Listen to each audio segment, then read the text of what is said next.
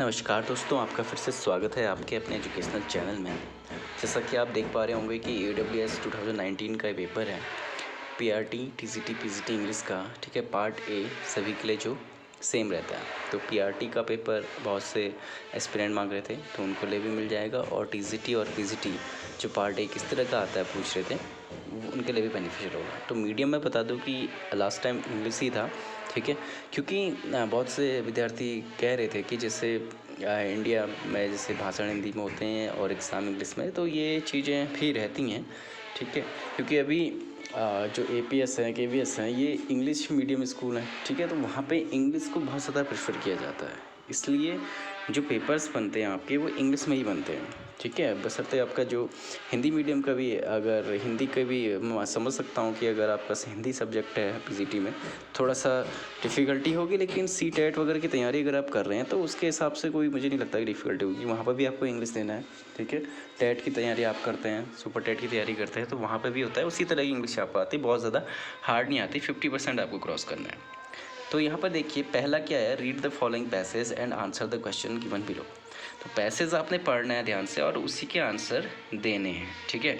जैसे it is said that man is a fighting animal, this is why there have been frequent fights between man and man from the earliest time, fights between individual tribes, races and nations, ठीक है। अब जैसे एक question था, in the earliest days wars were fought with, ठीक है, किसके साथ होते थे। तो अभी ये आया नहीं है, चलो इससे हम आगे बढ़ेंगे, वहाँ पर आपका जाएगा।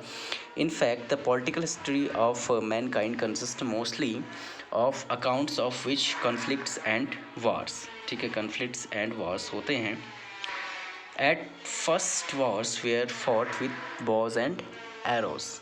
देखिए सबसे पहले जो लड़ाइयाँ लड़ी जाती थी वो किससे रहते हैं, आप इसको पढ़ के ही कर सकते हैं एट फर्स्ट, क्योंकि सीधे सीधे आंसर दिया जाता है यहाँ पे, ऐसा नहीं कि आपको बहुत ज़्यादा घुमा के पूछा गया है। At first wars were fought with bows and arrows, ठीक है। आपको ये पता है कि बॉज एंड एरोस से लड़ा जाता था पहले, ठीक है। तो यहाँ पे आंसर क्या हो जाएगा आपका, बॉम्ब्स न्यूक्लियर वेपन्स पहले गलत हो गया, बॉज एंड एरोस, ठीक है, स्वॉर्ड एंड स्पीयर्स, ये यहाँ पे सही लगा कि बॉन एंड एरोस आ गया, तो स्वॉर्ड एंड स्पीयर इसी में आ गया कि swords of sphere made of metals, ऐसा नहीं गन्स एंड कैनन्स। तो यहाँ पे आपका सेकंड आंसर सही हो गया है। सिंपल है ना क्वेश्चन, ठीक है। इस तरह से आपको मैच करने हैं, ठीक है। तो at first bow and arrows, sword and spears and horses, simple question है। Then came guns and cannons and motor vehicles to carry them and the soldier, उसके बाद आई गन्स वगैरह, ठीक है। सिंपल है, देखिए थोड़ा सा कंप्रहेंशन में क्या है, आपकी स्पीड तब बढ़ेगी जब जितना ज़्यादा आप प्रैक्टिस करेंगे, ठीक है। तो प्रैक्टिस करते रहिए, इस तरह के मॉक टेस्ट दीजिए नेट में, आपको जितने भी आप खाली कंप्रहेंशन पैसेज या आंसरिंग पैसेज करके डाउनलोड कीजिए, उनको देखिए, उसी में से आंसर छाटिए, ठीक है। तो उससे आपकी स्पीड बढ़ जाती है, इसमें कुछ नहीं होता, स्पीड का ही थोड़ा रहता है पेपर में, ठीक है।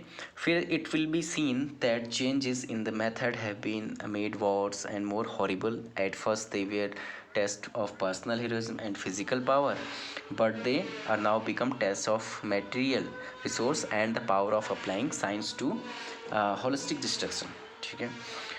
When armies fought with bows and arrows, sword and spears, there was a spirit of chivalry in them, ठीक है।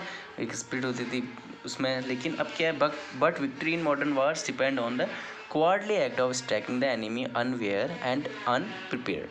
पहले क्या होता था, युद्ध जो लड़े जाते थे दोनों आपस में, एक पता है आपको, शुरुआत होती थी, शंख बजाया जाता था, फिर फिक्स टाइम होता था कि संध्या काल होते ही जैसे सूर्य अस्त होगा उसके बाद कोई भी युद्ध नहीं लड़ा जाएगा। तो इस तरह के कुछ नियम होते थे। लेकिन अब क्या है कि अनप्रेडिक्टेबल और अनअवेयर रहेगा आपका दुश्मन आपसे, इस तरह के देखोगे आपने बहुत से केसेस रिसेंट पास्ट में देखे भी हैं, ठीक है, आजकल के समय में।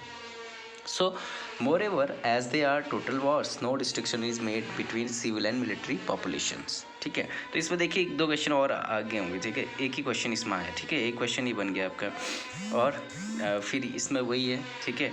It is said that man is fighting animals, ठीक है।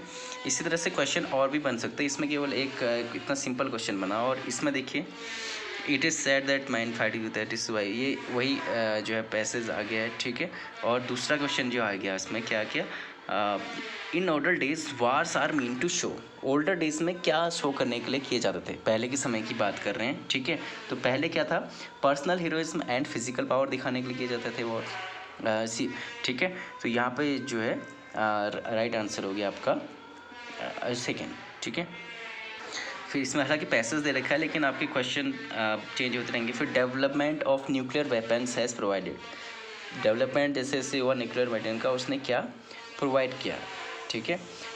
सो इसमें जो होगा यहाँ पे, तो इस तरह से आप अन्य क्वेश्चन भी इसमें देख सकते हैं, इजी होता है, ठीक है। आप इसका स्क्रीनशॉट ले लीजिए और ट्राई कीजिए एज मच एज क्वेश्चंस इसमें जो आप कर पाएंगे, क्योंकि इसी से रिलेटेड क्वेश्चन है, इसमें बहुत ज़्यादा डिटेल में जानने की जरूरत नहीं, क्योंकि सेम टू सेम क्वेश्चन होंगे, ठीक है। पैराग्राफ यही है और ये कुछ क्वेश्चन इसमें से लिए गए हैं, इनको आप ध्यान से देखिएगा। नीचे क्वेश्चन आईडी वगैरह दी, क्योंकि ऑनलाइन एग्जाम होता है इसी तरह का होता है। जो पहली बार दे रहे हैं थोड़ा सा ध्यान रखिएगा, जिनको कोई अंदाजा ना हो तो आप मुझसे पूछ सकते हैं, ठीक है, किस तरह से आएगा।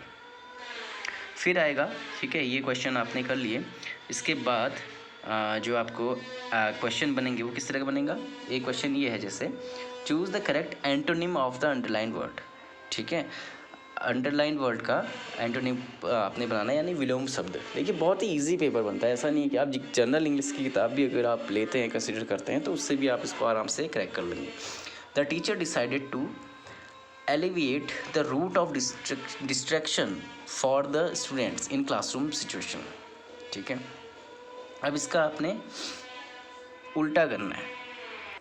तो यहाँ पे इस क्वेश्चन में आप देख सकते हैं कि अगर टीचर ने डिसाइड किया है कि एलिवेट मतलब होता है कम करना, ठीक है, तो आपने ये वर्ड थोड़ा बहुत तो आप सेंटेंस से भी समझ होंगे कि जिससे डिस्ट्रैक्शन होता है स्टूडेंट में, ठीक है, उसको कम करना चाह रहे हैं। तो एलिवेट का जस्ट अपोजिट क्या हो जाएगा, ठीक है, मिटिगेट नहीं, ठीक है, प्रेज बढ़ाना, ठीक है, प्रेज माने प्रशंसा करना यहाँ जाता है, लेसन मानने होता है, ऑक्पेंट इसका राइट आंसर हो जाएगा, ठीक है। इस तरह से जो आपको राइट आंसर मिल जाएगा, बढ़ाना होता है ना इसका अर्थ, इस तरह से।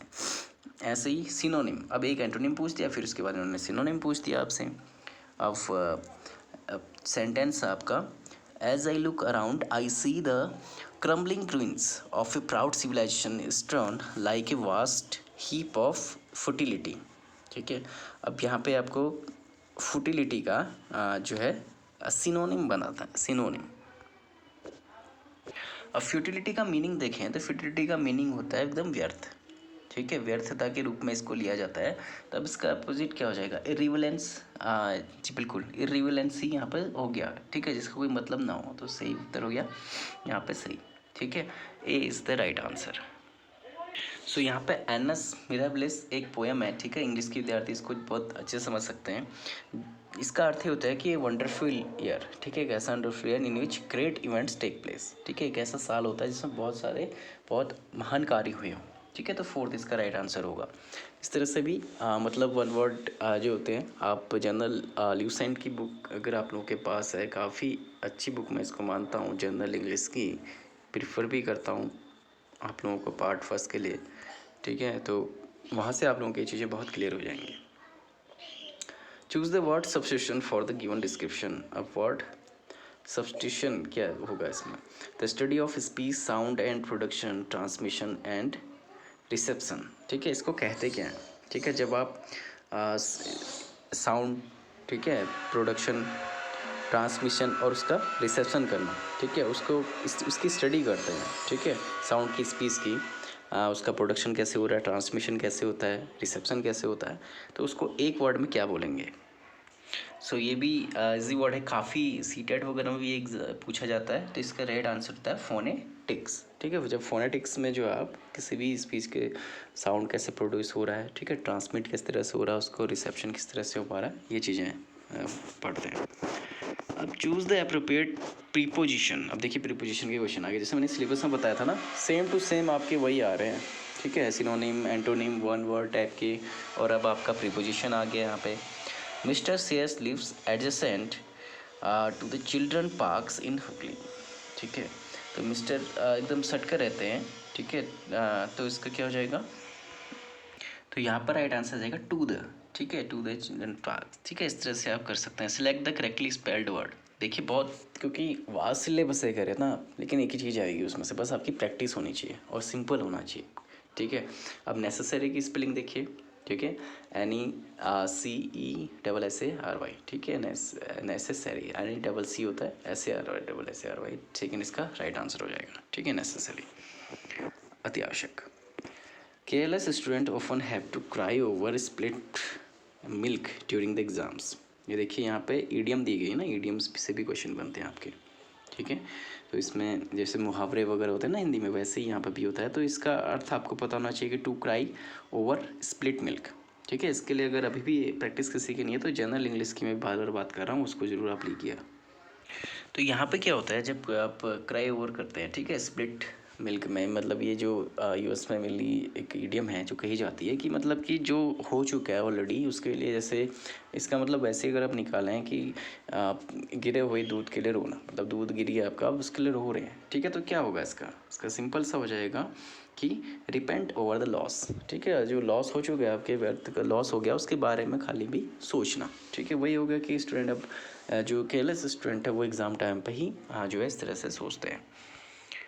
सो उम्मीद करता हूँ आपको एक आइडिया लग रहा होगा कि किस तरह का पेपर बनता है। अब जैसे एक्टिव पैसिव वॉइस का भी आता है, ठीक है। पैसिव वॉइस की करेक्ट फॉर्म आपने इसमें चुननी है, 4 सेंटेंस दी, इसमें पैसिव वॉइस कौन है सही में, ठीक है।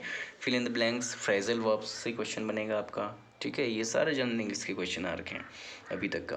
Identify the correct indirect speech, ठीक है। अभी 11th ही क्वेश्चन क्योंकि चल रहा है, अब देखिएगा, ठीक है।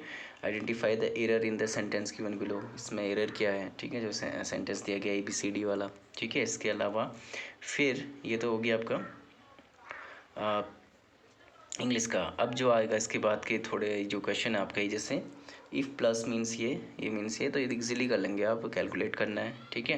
इसके अलावा सेंटेंस दिए गए हैं आपको, ठीक है। अगर आपकी इसको प्रैक्टिस करनी है, डिटेल में प्रैक्टिस करनी है, तो मैं आपकी क्लासेस भी ले सकता हूँ ऑनलाइन, जैसा आपको शाम को जैसा समय लगे तो आप लोग मुझसे कह सकते हैं। पेपर हम अच्छे से उस समय हल भी कर पाएंगे, आप लोग भी करेंगे और मैं भी, ठीक है। यहाँ पर देख सकते हैं आप इजीली, ठीक है। कंप्लीट करने के लिए सीरीज़ देख सकते हैं, 1 बाय 1 क्वेश्चन आप लोगों को कराने हैं तो वो भी मैं आप लोगों को बता दूंगा। तो इस तरह से क्वेश्चन बनते हैं, देखिए जनरल क्वेश्चन सारे बने हुए हैं, ठीक है। आप देखिए, मैं आप लोगों को दिखा देता हूँ सारे क्वेश्चन, फिर मैं इनको धीरे धीरे आपको कम्प्लीटली करवाऊँगा, ठीक है। अगर आप चाहते हैं कि कंप्लीट कराया जाए, नहीं तो आप अगर इससे खुद प्रैक्टिस करना चाहें तो धीरे से इसको वीडियो को पॉज करके देखिए। मैं सारे क्वेश्चन जो आपको ऊपर को कर रहा हूँ, खुद से भी आप करना चाहें तो कर सकते हैं, ठीक है। 82 क्वेश्चंस यहाँ पे हैं, सेट के हिसाब से होता है, मेनली 82 या 84 क्वेश्चन ऐसे बनते हैं, नॉर्मलाइजेशन के तौर पर होता है वो तो, ठीक है। सो उम्मीद करता हूँ कि आपको आइडिया लग गया होगा कि पार्ट ए में आपके किस तरह के क्वेश्चन बनते हैं, ठीक है। सो इसके अलावा आप लोग कुछ क्लासेस चाहते हैं या कुछ भी आप लोगों को डाउट हो तो आप लोग मुझसे कमेंट में बता सकते हैं। तो मिलते हैं आपसे नेक्स्ट वीडियो में, थैंक यू। अभी पार्ट ए कैसा आया था वो भी मैं आपको बताऊंगा नेक्स्ट वीडियो।